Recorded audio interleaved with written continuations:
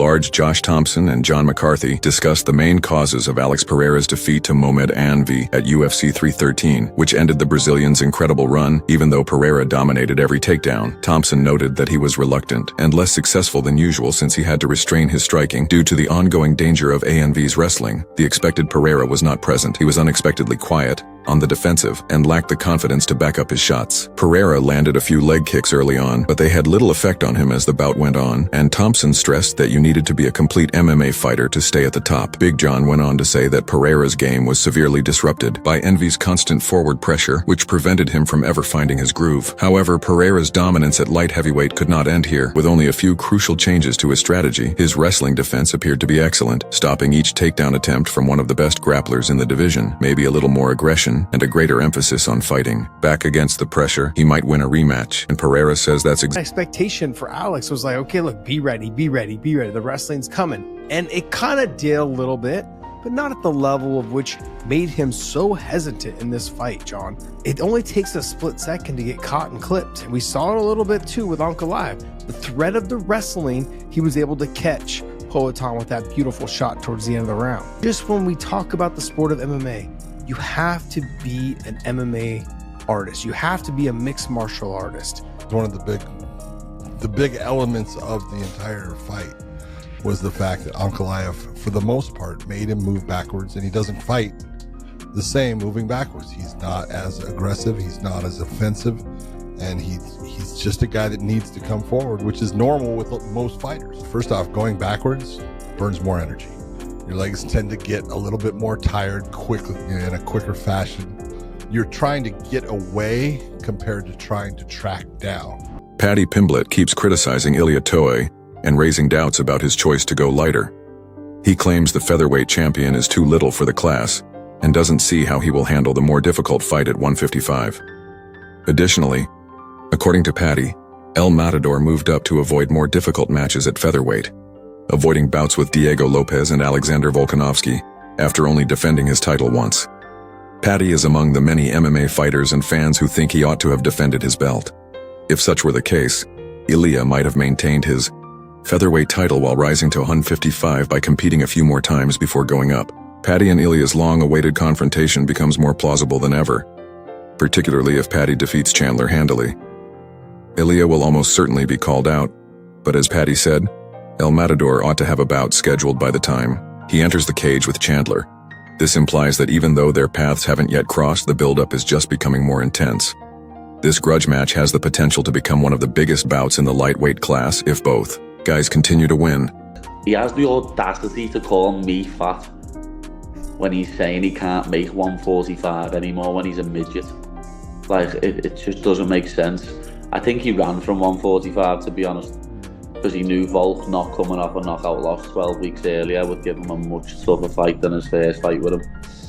And then he also had Evloev and Lopez to fight. Like, I would have had a lot more respect for Ilia if he would have defended that belt 2 more times, and then I think he would have been able to keep his belt and not have to vacate it and move up and fight Islam or whoever has the belt at the time. But I don't think he deserves a straight title shot, and I don't think the UFC do either. I think he's going to have to fight someone in the top 3 or something if he wants to get it there. Surely he's going to get a fight booked in the next couple of months. He should have a fight booked by the time I fight Michael Chandler. That's what I'm thinking anyway. He should have a fight booked by then, definitely. Mag. He refused to spar with Francis ever again after a heated argument he had with Francis Ngannou, which Anya recently disclosed. While Ngannou was still a UFC fighter, Anu, who lives in Las Vegas, often trains and attends sparring sessions at the UFC Performance Institute. The two were first introduced at the UFC gym, where he also frequently went. But it wasn't until much later, after Ngannou had quit the UFC and was training mostly at Eric Nix's gym for a recent podcast, that they actually sparred. Anai revealed the specifics of a sparring session that took place a few weeks prior to his victory over Alex Pereira at UFC 313 as the UFC light heavyweight champion. Anvi claims that Francis surprised him by going crazy on him during the sparring session.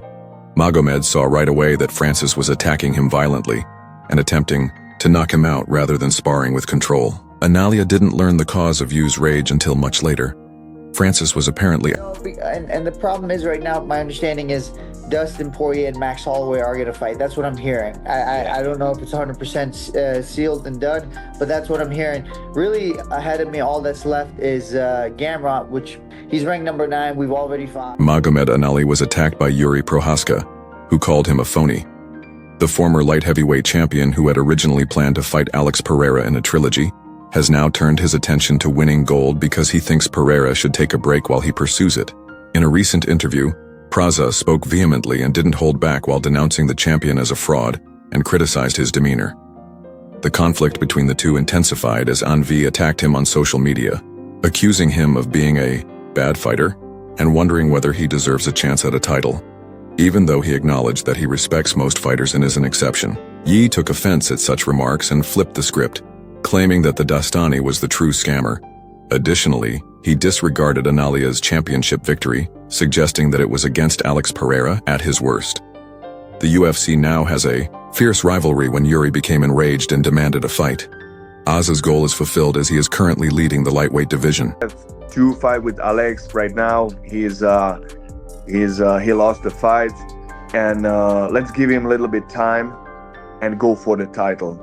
Yeah, because first time I was first after their fight, I just thought like Alex will be now free, and it will be more logical fight to go with Alex and win one more fight before the title. But then I realized, man, I want a title. I want to go with Ankalaev, because his style and his mouth, what he's saying is something what I don't like it. I don't like it. I like all the people, I like except him, but he is too much. Ahead of UFC 313, Henry Cejudo believes Alex Pereira's lifestyle of frequent travel and diversions has caught up with him. MMA commentators such as Daniel Cormier expressed serious doubts about Alex's commitment to defending his title. They pointed out that Pereira's easygoing social media presence and leisure travels gave the impression that he wasn't fully focused on the challenge that awaited him. Despite the criticism, Pereira vehemently denied any doubts about his preparation, stating that he was prepared for the fight and knew exactly what Ankalaev brought to the table. However, when the fight finally took place, something was off. His usual explosiveness was absent and he appeared unusually hesitant. This was a far cry from the fighter we've seen shut down Adna and dominate others in the division. On his Pound for Pound podcast, former two-division champion Henry Cejudo offered his thoughts on the bout, speculating that Pereira's lavish lifestyle and extracurricular activities may have finally caught up with him. Henry surmised that I think Alex Pereira's lifestyle is finally kind of catching up to him. It's finally catching up to him, the travel, the shama, a lot of the skits and a lot of stuff that he's actually doing. It's really not doing him any service. The only reason why I say is because his body looked a little different, dude. He looked a little pudgier. He looked a little thicker in the face going in. But then too, we have to credit Magomed Ankalaev, dude. He did a really good job of his composure, bro. He didn't react to a lot of Pereira's things where, a lot of these guys are like, Pereira throws and they'll like bring their arms. Like the dude had his hands up the whole damn time, and not just that, but Alex Pereira also has trouble with southpaws, dude. I said it in the beginning, dude. You take away his power, yeah. Did he kick him? Cool, but Magomed Ankalaev did a really good job of kicking his legs too, man. With southpaw, he hurt Alex Pereira. You can tell in the beginning of round 1 where Alex tried to switch because that lead leg was hurt, and they both kind of had similar stance. So it's almost like you kick the kicker. Dana White responds to yesterday's news of Magomed Ankalaev's tense sparring match with Francis Ngannou, the PFL heavyweight champion. A furious sparring session between Francis Ngannou and Magomed Ankalaev swiftly turned into an altercation. A significant departure from their customary training occurred when Francis, obviously irritated by being tormented, chose to approach Anv with the intention of harming him. As soon as Magomed saw the aggression, he swiftly took him down and held him there till the finish of the session. It turns out that Nganou's rage about Anv knocking down his friend Dalalamala was the source of the tension, which increased the intensity in the gym. Nevertheless, Ankalaev made it plain to Francis that he didn't want to spar with him again. Thus, the event didn't appear to have a lasting impact on their working relationship. After being reported yesterday, the news attracted a lot of attention from the MMA world.